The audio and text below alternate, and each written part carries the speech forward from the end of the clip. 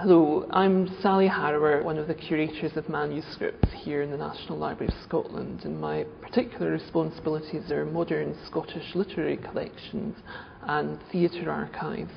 The National Library of Scotland has been collecting theatre archives since the 1950s, and two of the most significant archives that we have are those of the Traverse Theatre and 784 Scotland. And I rummaged through this bulging file from the 784 Scotland archive. This relates to their first and hugely successful play, the Cheviot, the Stag and the Black Oil, written by John McGrath, who'd had a Highland play in mind for some time, drew on recent research into Highland history, on Gaelic song and the Ceilidh tradition, and on the Scots' love of variety and popular entertainment to create something quite new.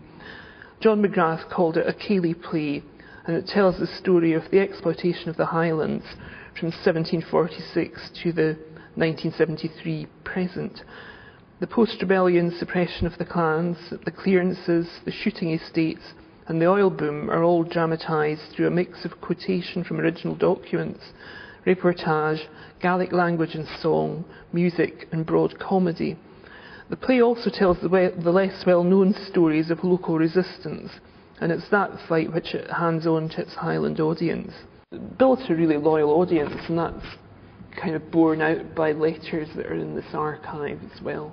It's a company that attracts a lot of research interest, often from abroad, so it's always a pleasure to go digging in them because it's become such a personal interest.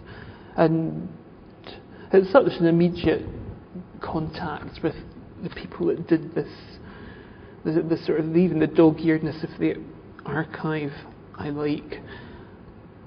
The sort of batteredness of the photographs, just the fact that these have been really sort of working documents, that itinerary that's obviously travelled all around the Highlands with Liz McLennan and recipes noted in the back of it and things.